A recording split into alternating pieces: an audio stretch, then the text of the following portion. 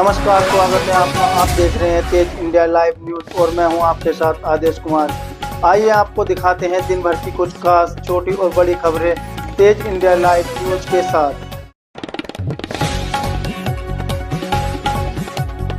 बता दें खबर जनपद बिजनौर से, जहां लूट की योजना बना रहे बदमाशों और पुलिस के बीच हुई मुठभेड़। 2 थाना क्षेत्रों में अलग अलग हुई मुठभेड़ में बदमाश सामिन और विजेंद्र के पैर में लगी गोली। वहीं पुलिस का सिपाही बॉबी भी मुठभेड़ में घायल। सभी घायलों को अस्पताल में कराया गया भर्ती। बता दें बदमाश नासिर और विकेश गिरफ्तार, अन्य बदमाश फरार। बदमाशों के पास से अवैध तमंचे और जिंदा कारतूस भी बरामद। बिजनौर जनपद के थाना नूरपुर और थाना धामपुर क्षेत्र में हुई पुलिस की बदमाशों से मुठभेड़। बिजनौर से हमारे संवाददाता राकेश कुमार की देखी खास रिपोर्ट।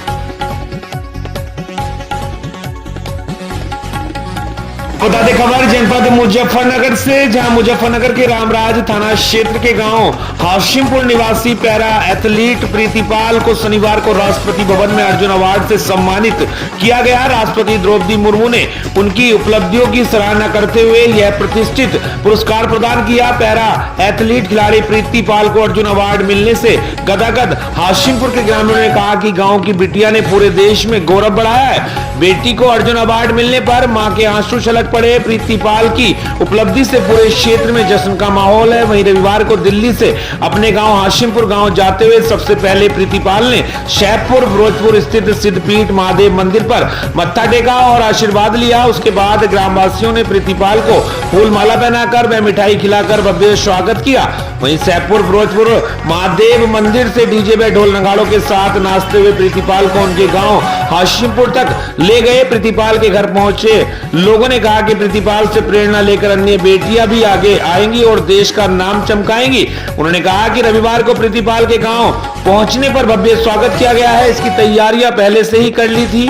वहीं रामराज में मास्टर धनेश बंसल के नेतृत्व में व्यापारियों ने प्रीतिपाल को माला पहनाकर व मिठाई खिलाकर भव्य स्वागत किया। मुजफ्फरनगर के रामराज से संवाददाता प्रवीण उपाध्याय की देखी खास रिपोर्ट। जब तक ये अवार्ड नहीं मिलता है तब तक ऐसा लगता है कि थोड़ा अधूरा है। सबसे बड़ी चीज़ तो हमारे लिए मेडल ही है, क्योंकि हर चीज़ मेडल जीतने के बाद ही मिलती है। और एक एथलीट के लिए एक अवार्ड जो है बहुत मोटिवेशन देता है और इंकरेजमेंट करता है उसको, और एक पॉजिटिवनेस भी दिलाता है कि हाँ अवार्ड भी कुछ है। एक मेडल जीतने के बाद तो ये बहुत ज़रूरी होता है। और देखो सभी एथलीट, और इससे बहुत इंस्पिरेशन मिलेगी। अभी थोड़ा सा प्रोग्राम हो रहा है तो इसको देख के और बच्चे मोटिवेट भी होंगे, और यही एक मकसद है हमारा थोड़ा सा ये प्रोग्राम करने का भी, कि जिससे कि और बच्चे मोटिवेट हो और आगे वो भी कुछ करें।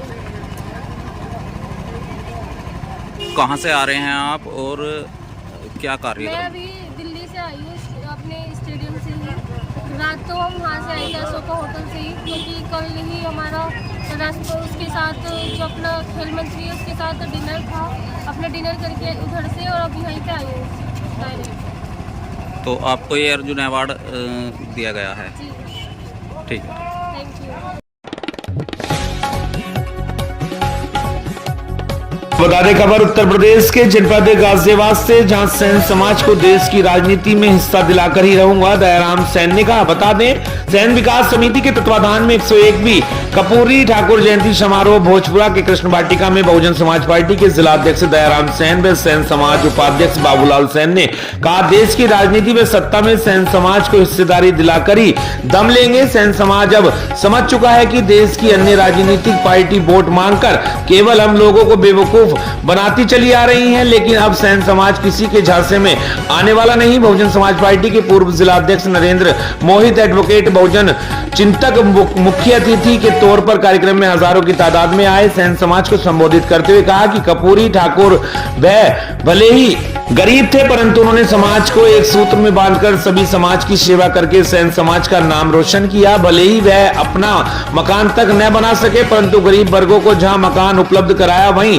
अंग्रेजी जैसी भाषा पर प्रतिबंध लगाकर अपनी अलग पहचान बनाई। इस मौके पर आर मुख्य अतिथि के तौर पर आए बहुजन समाज पार्टी के जिला अध्यक्ष दयाराम सैन, पूर्व अध्यक्ष बहुजन चिंतक नरेंद्र मोहित, एडवोकेट बहुजन सैन समाज के वरिष्ठ नेता बाबूलाल सैन, राष्ट्रीय महासचिव सैन समाज वीर सिंह, सैन चतर सिंह, पूर्व magistrate Naresh Desai, Ganga Sharan Babbu, advocate Chandra Prakash, Anju Sain, Amit Sain, Chandra Sain, Loni advocate Devendra Sain आदि अतिथियों का मंच पर बुलाकर माल्यार्पण व शॉल उड़ाकर सम्मानित किया गया। कर्पूरी ठाकुर की जयंती के इस अवसर पर सभी अतिथियों ने कर्पूरी ठाकुर व बाबा भीमराव अंबेडकर की मूर्ति पर पुष्पांजलि अर्पित करते हुए उनके बताए हुए मार्ग पर चलने का संकल्प लिया।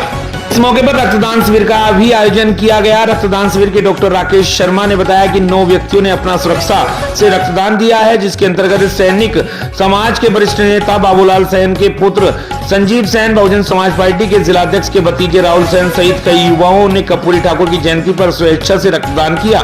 आवाज से हमारे संवाददाता पुष्पेंद्र सिन्हा की देखिए खास रिपोर्ट। हमारे समाज के इस मंच को, बाबा साहब के इस मंच को, कर्पूरी ठाकुर साहब के इस मंच को सुशोभित करेंगे। साथियों, ऐसे ऐसे लोगों ने, उद्योगपतियों ने, तमाम हमारे समाज के बुद्धिजीवियों ने, विशेषकर 2 डॉक्टर भी हमारे बीच में आए, ऐसी महान शक्ति हमारे बीच में आई, वरिष्ठ पत्रकार हमारे बीच में हमारे साथ जी तोड़ मेहनत करते हैं। हम उनका भी स्वागत और सम्मान इस मंच से करते हैं साथियों। और मैं समझता हूं कि बगैर मिले हमारे पत्रकार बंधु नहीं जाएंगे।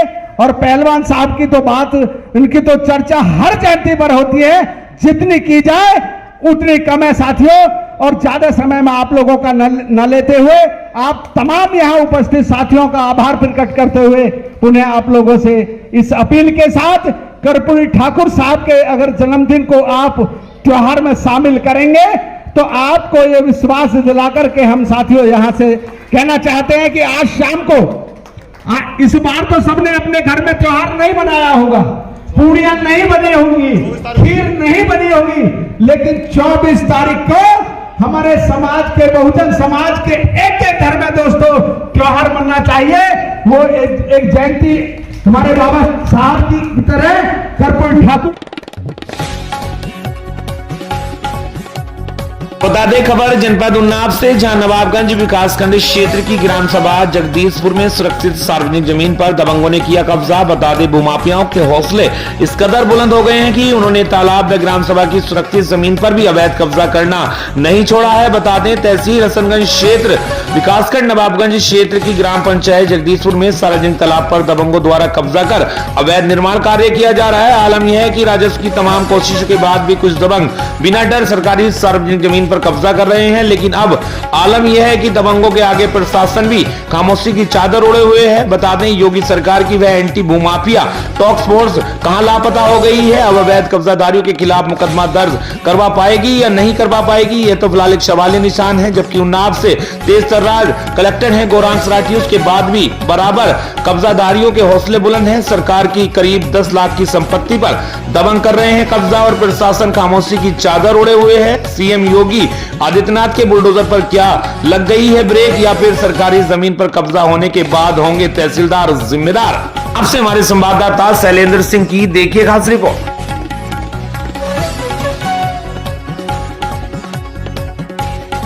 बता दें खबर उत्तर प्रदेश के जनपद सोनभद्र से, जहां 26 जनवरी को तहसील प्रांगण में होने वाले अखंड भारत सांस्कृतिक महोत्सव डांस प्रतियोगिता में 142 प्रतिभागियों ने दिया ऑडिशन। बता दें अखंड भारत सांस्कृतिक मंच के द्वारा कराए जा रहे डांस प्रतियोगिता के ऑडिशन में दुद्दी नगर पंचायत स्थित महावीर सरस्वती शिशु मंदिर विद्यालय में 142 प्रतिभागियों ने डांस ऑडिशन में भाग लिया, जिसमें 116 ने एकल में तथा ग्रुप में 26 प्रतिभागियों ने ऑडिशन दिया। ऑडिशन लेने के लिए जज का पैनल रीतू सोनी, रोहित कुमार, राहुल अग्ररी, विवेक पांडे मौजूद रहे। इस दौरान अखंड भारत सांस्कृतिक मंच के अध्यक्ष संदीप गुप्ता ने बताया कि लगभग 100 से ऊपर प्रतिभागियों को ऑडिशन के बाद सिलेक्ट किया जाएगा, जिसकी सूचना ऑडिशन में सिलेक्ट हुए प्रतिभागियों को फोन के माध्यम से दे दी जाएगी।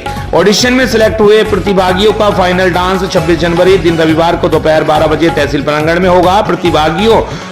प्रतियोगिता में भाग लेने वाले को कई आकर्षक पुरस्कार सहित नगद इनाम भी दिया जाएगा तथा सभी प्रतिभागियों को सांत्वना पुरस्कार दिया जाएगा। ऑडिशन में मुख्य रूप से नगर पंचायत चेयरमैन कमलेश मोहन, वरिष्ठ समाज सेवी व सभासद राकेश आजाद, संरक्षक विष्णु अग्ररी, कार्यक्रम के वरिष्ठ उपाध्यक्ष सुमित सोनी, महामंत्री बोलू जायसवाल, कोषाध्यक्ष मनीष जायसवाल, मंत्री सोनू जायसवाल, प्रियांशु अग्ररी, पीयूष कसेरा, मनीष कुमार, मोती अग्ररी, संदीप तिवारी, प्रियांशु सोनी, उज्जवल शुक्ला, आशुतोष गुप्ता आदि मौजूद रहे। सोनभद्र से संवाददाता मनीष कुमार की देखिए खास रिपोर्ट।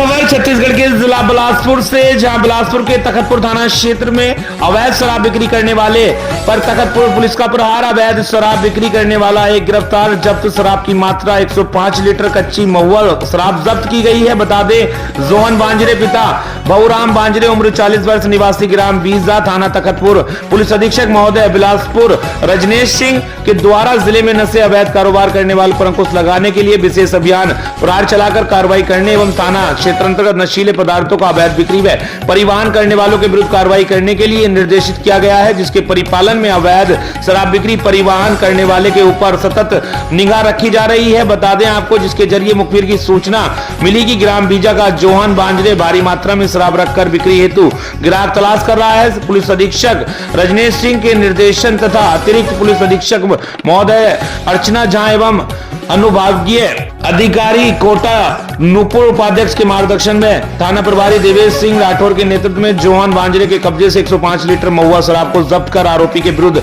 धारा 3459 आबकारी एक्ट के तहत कार्रवाई कर आरोपी को जुडिशियल रिमांड पर भेजा गया है। उक्त कार्रवाई में एएसआई भुवनेश साहू, आरक्षक आशीष बसराकर, सुनील सूर्यवंशी, राजकुमार श्याम, रामलाल सोनवानी, प्रकाश ठाकुर एवं एमआर विवास सिंह की सराहनीय भूमिका रही। बिलासपुर से हमारे संवाददाता अतुल गुप्ता की देखिए खास रिपोर्ट।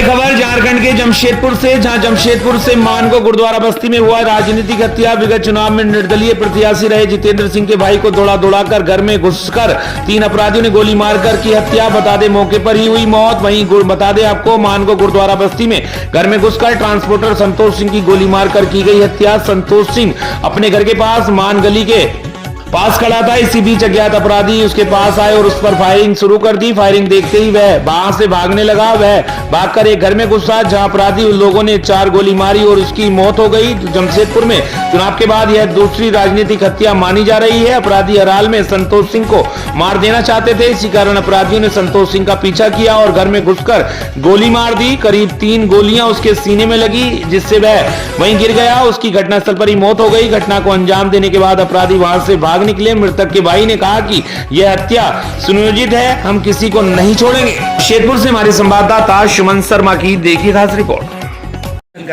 अभी हमें सूचना मिली कि मानगो थाना क्षेत्र एक जगह एक फायरिंग की घटना हुई है, जिसमें संभवतः जो मनुष्य इन्वॉल्व है उनका डेथ हो चुका है। इसमें भी हम लोग अनुसंधान कर रहे हैं। जैसी क्लैरिटी आएगा तो हम लोग आपको ब्रीफ करेंगे। कितने राउंड फायरिंग हुई है हम लोग आपको सब क्लैरिटी के साथ ही बता पाएंगे। क्या नाम है जिनका? सब कुछ का डिटेल्स आपको दिया जाएगा। अभी इस पर कमेंट करना उतना उचित नहीं है, अनुसंधान। ठीक है, धन्यवाद। चलिए।